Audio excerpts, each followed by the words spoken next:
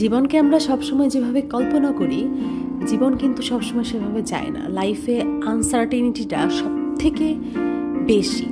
ধরুন, যেভাবে আপনি কল্পনা করছেন দিনটা তার থেকে অনেক ভালোও যেতে পারে, অনেক খারাপ যেতে পারে, বা সামটাইমস দেখা যাচ্ছে যে সম্পূর্ণ তার বিপরীতেও যেতে পারে। সো আজকে যে ভ্লগটা শেয়ার করছি, এটা সম্পূর্ণ প্ল্যান ছাড়া একটা দিন। যেভাবে প্ল্যান করেছিলাম তার কিছুই হয় নাই। তো হুট করেই ভাবা, সিদ্ধান্ত নেওয়া, ঘুরতে যাওয়া। আজকে আমরা ভোলাগঞ্জ ঘুরতে যাব, আর কি কি করব সে সব কিছু থাকবে আজকের ভ্লগে। সকাল থেকে আসলে অনেক বৃষ্টি ছিল, আর আমি বেশ সিক থাকার জন্য আমি আমার হাজব্যান্ডকে বলি যে আজকে যাতে সে অফিসে না যায়। তো পরেও আমাকে বললো, আচ্ছা চলো তাহলে নাস্তা খেয়ে আসি। তো আমরা নাস্তা খেতেই বের হইলাম, একদম র্যান্ডম জামা কাপড় পরে, কোনো প্ল্যান নাই, বা আমরা যে বাইরে কোথাও ঘুরতে যাব কোনো স্পেশাল ড্রেস বা একটু সুন্দরভাবে সেজে গুজে যাবো সেটাও আসলে করি নাই। তো যাই হোক, আমরা বরাবরের মতো পাঁচ ভাইতেই খেতে যাই, আমাদের সব থেকে পছন্দের খাবারের জায়গা। কারণ হচ্ছে যে আপনি সাফরন বলেন, পানসি বলেন, আরও কিছু জায়গায় আমি খাবার টেস্ট করেছি, বাট পাঁচ ভাইয়ের রান্না আমার কাছে বেস্ট লাগে। এবং যারা আমাদের ভ্লগ দেখবেন বা দেখবেন যে মোস্ট অফ দ্য টাইম আমি এখানেই আসলে খেতে যাই। তো আমরা দুজনেই আসলে বাংলা খাবার দাবার, ধরেন ভর্তা, ভাজি, ডাল, মাছ, মাংস, এই টাইপের খাবার আমাদের ভীষণ পছন্দ। যদিও আমার হাজব্যান্ড ঢাকাইয়া হওয়ার জন্য তার আসলে বিরিয়ানি, পোলাওটা হচ্ছে পছন্দের লিস্টের ফার্স্টে থাকে। তো আমরা একটু লেটে যাই, ওদের খাবার হচ্ছে 8টার মধ্যেই যেই স্পেশাল খাবারগুলো থাকে, নেহারি, চিকেন স্যুপ, এগুলো শেষ হয়ে যায়। তো যা ছিল সেখান থেকে আমরা ভুনা খিচুড়ি, মুরগির মাংস, এবং আমি নিয়েছিলাম শুটকি ভর্তা। আমার তো আসলে ভর্তা ছাড়া হয়ই না।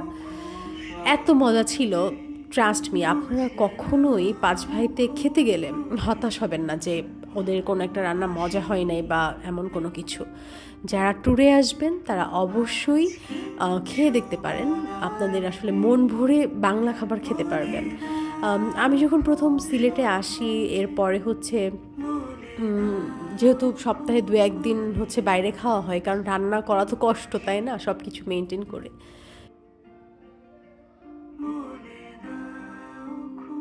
তো এই যে বললাম যে আমায় ঢাকাইয়া হলে আপনার 1 প্লেট বিরিয়ানি খেতেই হবে। তো এরপর আমরা চাটা খেয়ে তারপর হচ্ছে ভাবছিলাম যে কি করা যায়। তো ভাবতে ভাবতেই আসলে দুজনে মিলে হুট করে প্ল্যান করা যায়, আচ্ছা চলো আমরা তাহলে আমার হাজব্যান্ড বলে যে তাহলে তোমাকে ভোলাগঞ্জ থেকে ঘুরিয়ে নিয়ে আসি। তো এরপর আমরা হচ্ছে বাইকে তেল নিয়ে নিলাম, এরপর কিছু পেয়ারা কিনে নিলাম।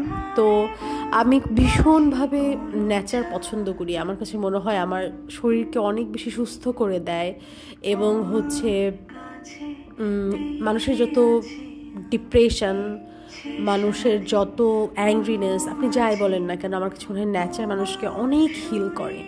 আর রিসেন্ট যে কন্ডিশন আমাদের দেশের, আমরা সবাই মোটামুটি ডিপ্রেসড, বা আমাদের যে ডেইলি লাইফ তার থেকে কিন্তু আমরা অনেক দূরে। সো সেই জায়গাটা থেকে প্রকৃতির ভেতরে গিয়ে নিজেকে হিল করা আমার কাছে মনে হয়েছে যে আসলে খুব ভালো সিদ্ধান্ত। তো এই তো আমরা যাচ্ছিলাম ভোলাগঞ্জে। এইখানের যে ক্লিপটা আপনাদেরকে দেখাচ্ছি, আমরা একটু বৃষ্টিতে থেমেছিলাম, তো এখানে পাথর ভাঙার কাজ চলছিল। তো এখানে আমি আমার হাজব্যান্ডকে জিজ্ঞাসা করলাম যে আমি অনেক আগে একজন মানুষ কাজ করছিল, পুরুষ এবং মহিলা উভয় একসঙ্গে। তো আমি জিজ্ঞাসা করেছিলাম যে আপনাদের কার বেতন কত। তো পুরুষের বেতন ছিল 500 টাকা আর মহিলার বেতন ছিল 300 টাকা। তো আমি আমার হাজব্যান্ডকে বললাম যে এই বৈষম্যটার কারণ কি, পুরুষের কষ্ট হয়, আমাদের কষ্ট কম হয়, ব্যাপারটা কি সেরকম? তো আমাকে বললো যে পুরুষকে দিয়ে বেশি কাজ করিয়ে নেওয়া যায় এবং মহিলাকে দিয়ে কাজ কম করানো যায়, এই জন্য হয়তো স্যালারিটা কম।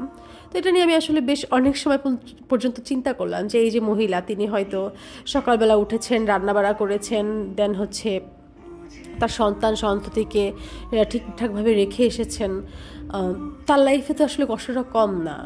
তো জানি না এটাকে কি বৈষম্য বলবো, বা এই লজিকটা কি আদৌ অ্যাকসেপ্টেবল কিনা।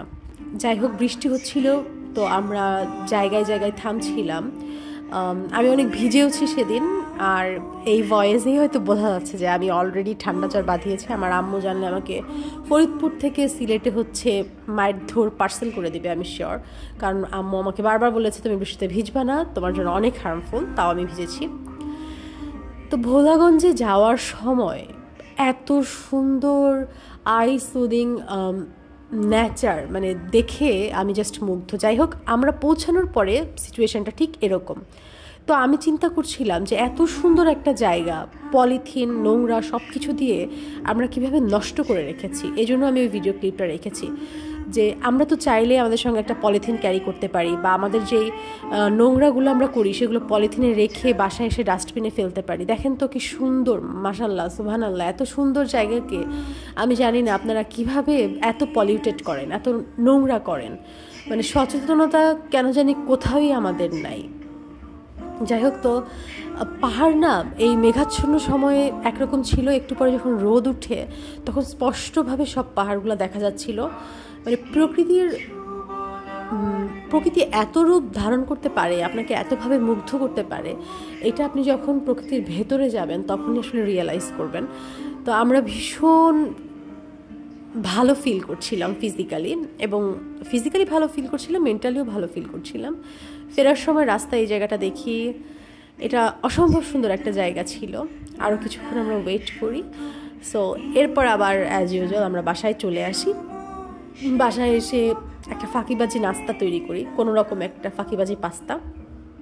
এইটা খেয়ে এখন আমাকে রাতের রান্না শুরু করতে হবে। তো আমার হাজব্যান্ড আমাকে বললো যে তার আজকে হচ্ছে পোলাও আর কোরমা খেতে ইচ্ছা করছে। তো আমি পোলাও আর কোরমা রান্নার জন্য সব প্রিপারেশনগুলো নিচ্ছিলাম। কোরমাটা আমি বেশ ভালোই রান্না করি, তবে ওই দিন কেন জানি মজা হয় নাই। জাস্ট গরম মশলার একটা ফোড়ন দিয়ে ওর মধ্যে আদা রসুন বাটা, জয়ফল জয়ত্রী, কালো গোলমরিচ, এই সমস্ত কিছুর পেস্ট এগুলো দিয়ে সুন্দরভাবে কষিয়ে নেই। এরপর টক দই ইউজ করি, তারপর আবারও কষানোর পরে হচ্ছে কাঁচামরিচগুলো দিয়ে দিই। কাঁচামরিচের জন্য কালারটাও সাদা সাদা হয়, এবং হচ্ছে যে আপনার কাঁচামরিচ দিয়ে আসলে কোরমাটা আমার কাছে মনে হয় মজা হয়। তো যাই হোক, এরপরে সুন্দরভাবে রান্নার প্রসেসটা চালাতে থাকি। বেশ গরম লাগছিল ওই দিন। এরপরে ডিমগুলা দিয়ে দিতে হবে, আর লাস্টে হচ্ছে আপনি দুধ দিয়ে ফুটাবেন এই ডিমটা। আর অলমোস্ট যখন হয়ে যাবে তখন কিছু গুঁড়া দুধ, একটু ঘি, আর হচ্ছে প্রচুর পরিমাণে বেরেস্তা, এই সমস্ত কিছু দিয়ে আরও কিছুক্ষণ নাড়াচাড়া করলেই কিন্তু খুব সুন্দর একটা কোরমা মোটামুটি হয়। আর এই হচ্ছে আমার পোলাওটা দেখতে ভীষণ সুন্দর হয়েছে এবং ঝরঝরে হয়েছিল, টেস্টও ভালো হয়েছিল। পোলাওটা আমি মোটামুটি ভালোই রান্না করতে পারি। আপনাকে তো আপনার হাজব্যান্ড খাবার পছন্দ করলে আপনার রান্না শিখতেই হবে।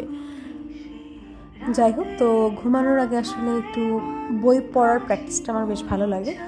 রিসেন্টলি আমি হুমায়ুন আহমেদের এই বইটা পড়ছিলাম, আর আরও কিছু বই আমি সম্প্রতি সময়ে পড়েছি, যেমন থিঙ্ক অ্যান্ড গ্রো রিচ, আরও কিছু বই তো আপনাদের সঙ্গে শেয়ার করা হয়নি। ইনশাল্লাহ ভেরি সুন আমি কিছু বই নিয়ে কথা বলবো। সো আজকের ভিডিওটা এই পর্যন্তই। সবাই অনেক ভালো থাকবেন, সুস্থ থাকবেন এবং সবসময় পজিটিভ থাকবেন।